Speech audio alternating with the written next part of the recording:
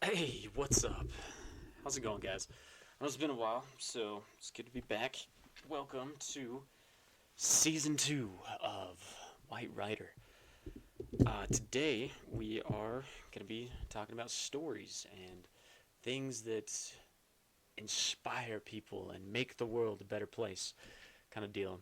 And we're just going to, sort of hit that approach, see how that goes, take it in that direction, and go from there. So, story time. Beginning of January 2023, I had this whole new year, new me sort of mentality, right? I was like, hey, over the past couple of years, we've been sort of in this like down depressed sort of state. So instead, let's flip the script. Let's change the narrative for a little bit, and instead, let's maybe talk about or go on this sort of journey towards being and doing the things that make us feel like a better person, make us feel more alive. So the first step in doing that was doing something that that we love to do, and I love to get myself into these harebrained sort of experiences where I risk life and death to try and be outside in nature and these crazy little ordeals. Let me give you like an example, Keb. When Matt and I were 18, 17, 17.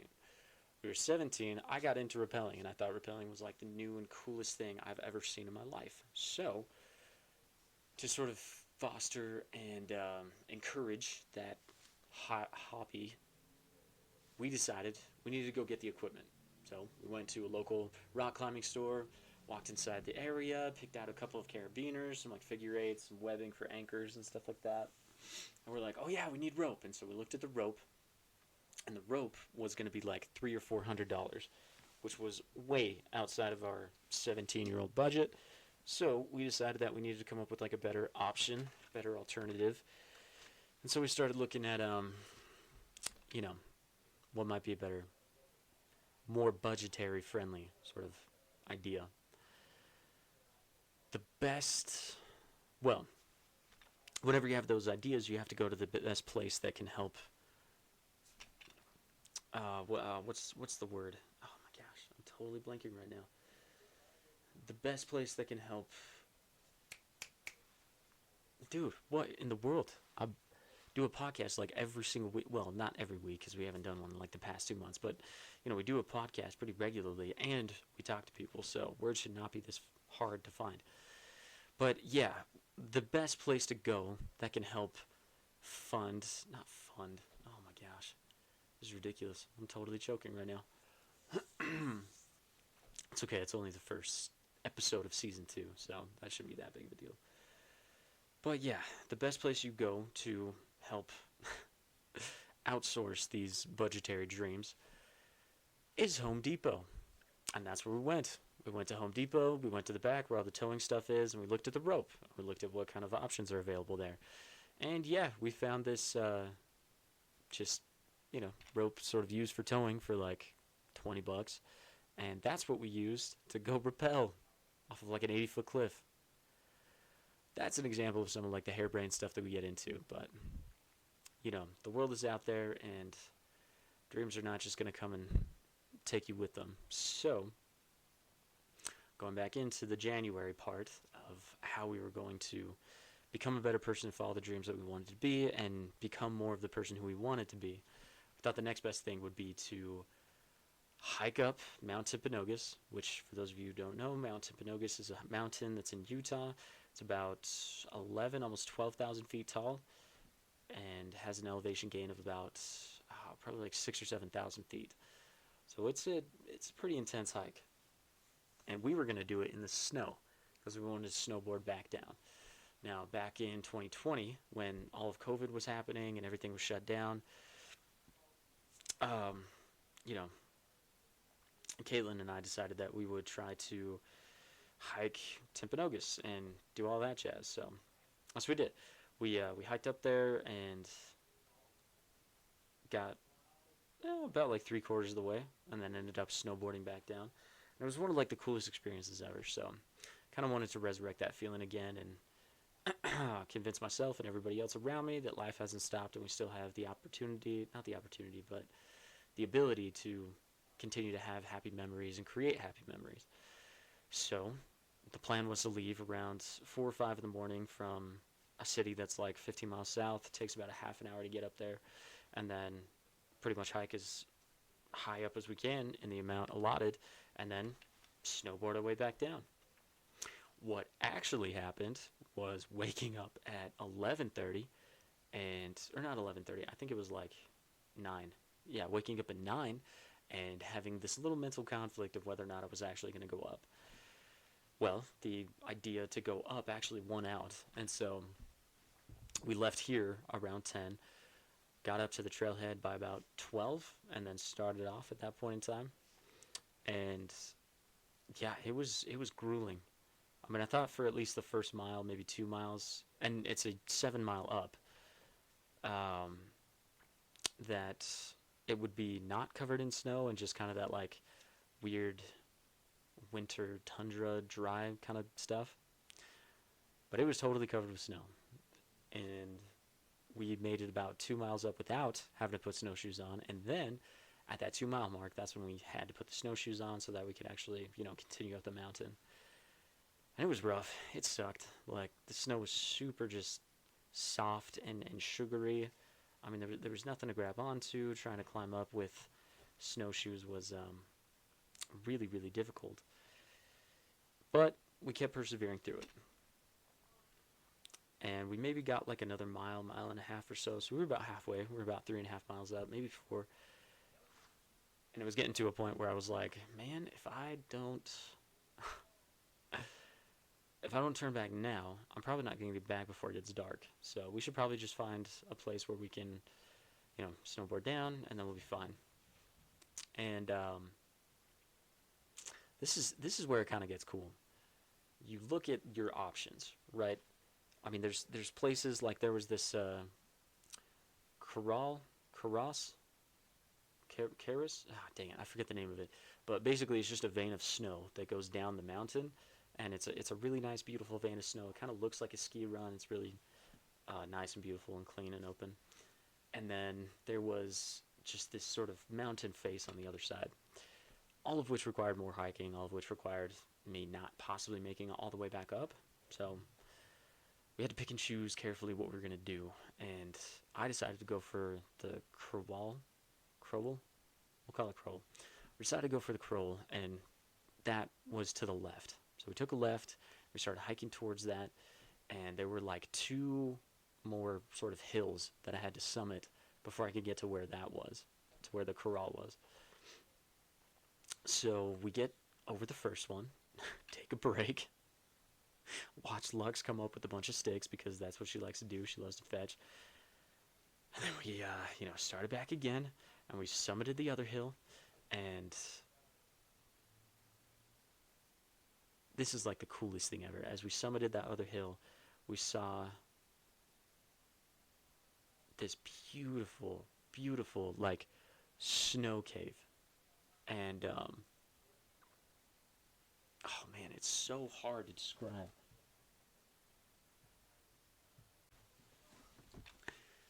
It was this almost like glacier-like thing that had, so it had almost made a bridge over the snow and everything that was on the ground. And the cool thing about it was because it had bridged over the snow, it had made this like tunnel, or from my angle, it looked like a cave. And as soon as I saw it, I was like, dude, we're checking out that cave. There's no way that this would ever happen again, so we have to go check it out. I mean, this is just too good to pass up. So go over there, and we go inside the cave, and yeah, sure enough, it was a tunnel that was going through with just this huge mound of snow over top of it. And what had happened was we got hit with this huge snowstorm, so this massive just bank of snow came and pounded the mountain, and then the river had actually sort of carved out the tunnel in this snowbank. And that was where the tunnel had come from, right? And then, after things like freezing and stuff like that, eventually the river just stopped flowing, and that was how we ended up with this tunnel that was perfect for snowboarding through. And when I say it was perfect, I mean, it was just, oh, I was so excited. I cannot wait to snowboard down this tunnel. And because I'm an overachiever and I want everything to be perfect, because of the whole perfectionism thing, I couldn't just start the snowboarding run right then. I had to go up top to the top of the crawl to see if I could board down into the tunnel and then go through that way.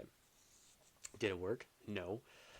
We had our huge backpack on with all of our, base camp stuff in case we were going to spend the night, and we also had Lux that we tried to strap to us as we were coming down the corral to where we totally missed the entrance to the cave. So had to unstrap, hike back up to where the tunnel started at the top of the hill, and then strap in and go again. But at this point in time, I mean, I was tired, I was frustrated, I was so ready to just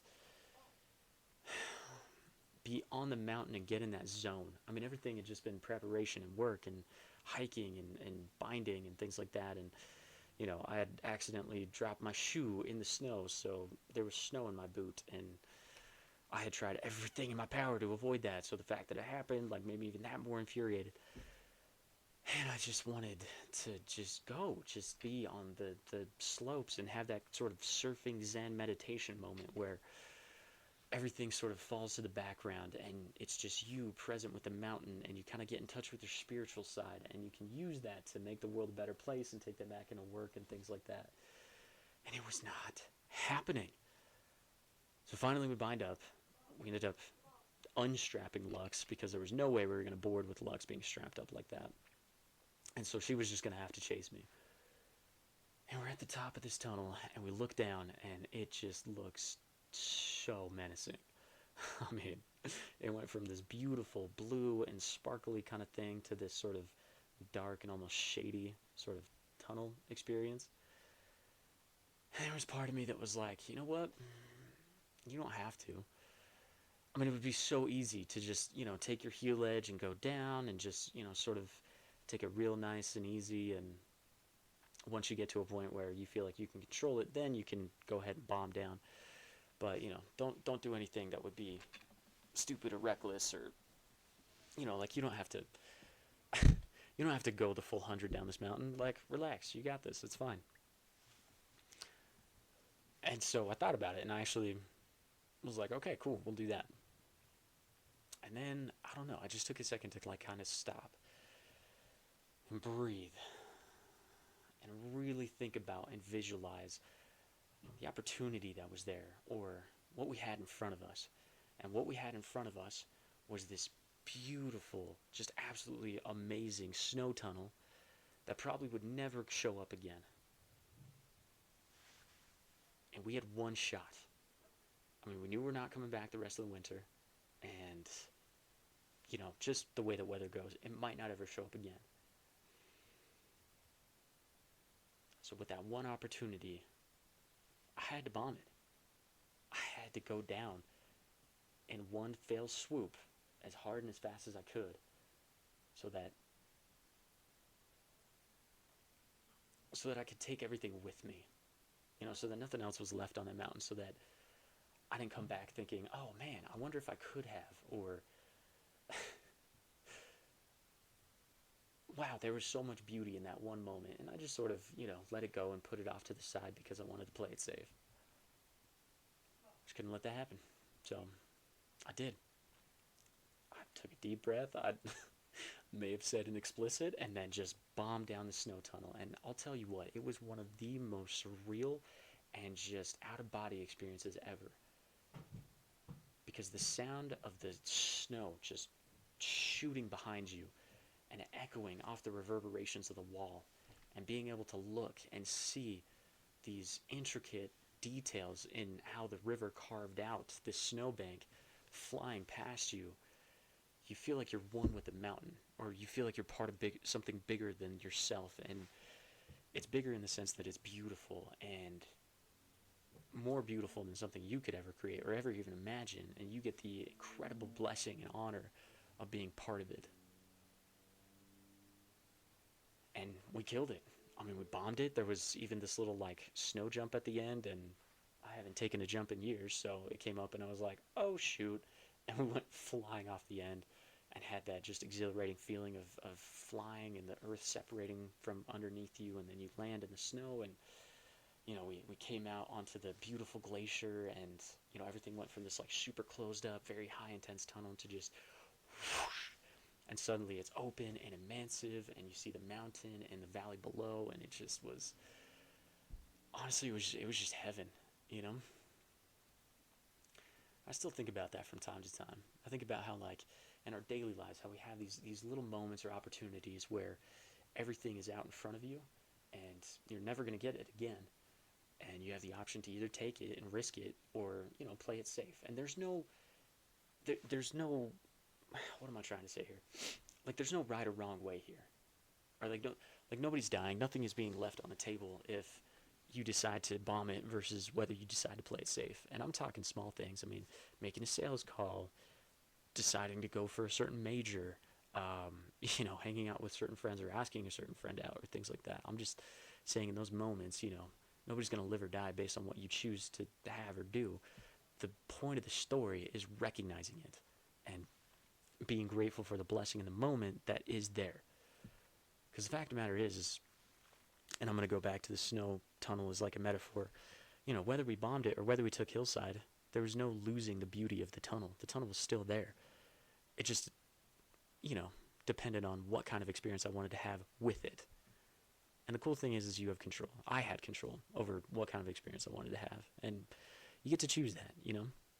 There's no right or wrong, good or bad. It's just how you want to choose your adventure, and recognizing that that choice is yours, and you have full and complete permission to do whatever it is you want to do. So yeah, mountains are amazing. You guys are amazing. Go out there and do something cool. Like, I know you guys are trying your best. I appreciate that. So have a good week, and we'll talk to you later.